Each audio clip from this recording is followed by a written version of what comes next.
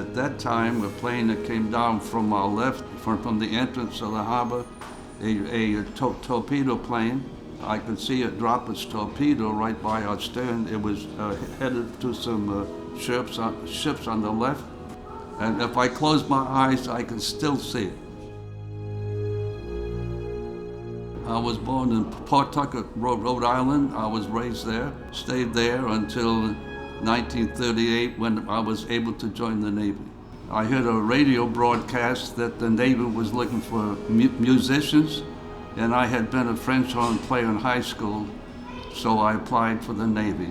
Late '39, they sent the Pacific Fleet to Pearl Harbor because they thought eventually that they might be having trouble there. So, in our group of battleships, it was our turn to play morning colors. So we were lined up on the stern of our battleship. We were in the dry dock, and we were overlooking the whole harbor. And it was a beautiful morning.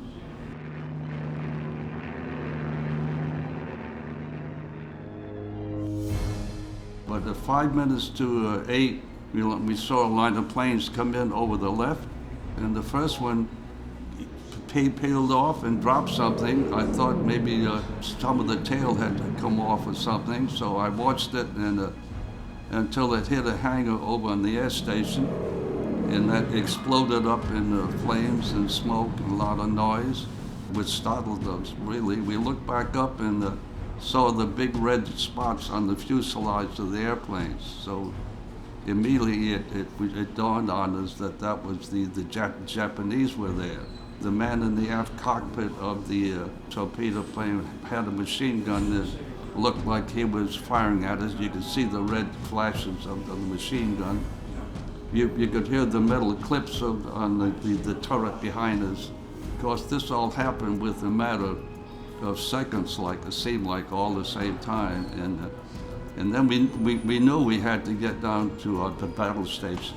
After quite a while, we felt the ship shake, so we know that we had received a bomb hit. The ship got extremely warm. There were 2 destroyers in the dry dock with us. They were smashed, and all the oil had leaked into the dry dock, was on fire. So the sides of the ship was on fire with all the paint that they had on the ship. They were able to flood the dry dock a little bit in order to put the fires out. So we were safe from that. The band was the members were spread around the ship where they needed men to do stuff like that. The main memory was the problem we had trying to pick up someone who was close to the blast of the bomb, the explosions. Because the flesh was all burnt, so you couldn't pick them up by the flesh. You had to pick them up by the shoes, and the smell of the burnt flesh is still something that remains with me.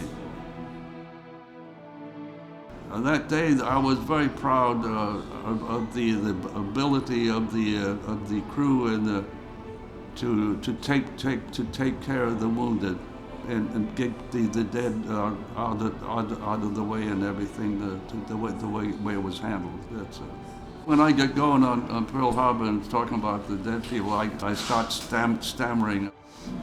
You just can't help but feel it, even though it was a long time ago.